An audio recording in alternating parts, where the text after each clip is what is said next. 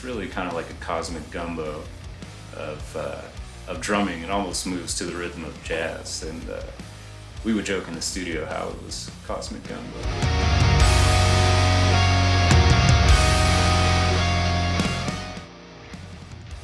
Writing drum parts for this album, my approach is basically the same as any KHEMMIS album. It's rooted in rock and roll, always, and that's kind of been an approach I've taken from the first record on.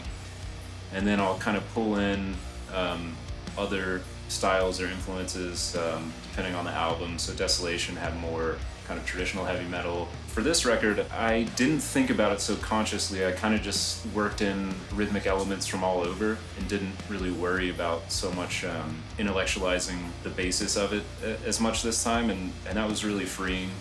I always try to write drum parts that aren't kind of like stepping on the music or taking focus away from the overall impact of the riff or whatever is happening at the time. I want it to sit in the music and for people to be able to kind of immediately latch onto it and work in little touches that are interesting and have more going on. There's more below the surface, and Brian Downey from Thin Lizzy does that a lot.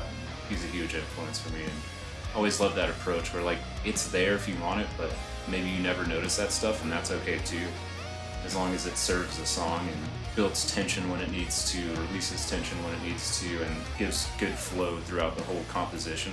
We recorded the drums in a big room, which we've never done before, and we also got to spend more time making sure that we got everything tonally how we wanted for each part. So in different parts in the songs where it'll be a clean guitar part, we would stop and change tuning on some of the drums. We would change the beater head for the kick pedals, so that way we would shift from plastic to felt, so we had a little softer touch on the kick drum head, and we're getting different sound there, and would use different sticks for those parts, and so we really were able to create a broader range dynamic, I think, for the drum sound to kind of match each part. And I think it's my favorite drum sound that we've gotten on a KHEMMIS record so far.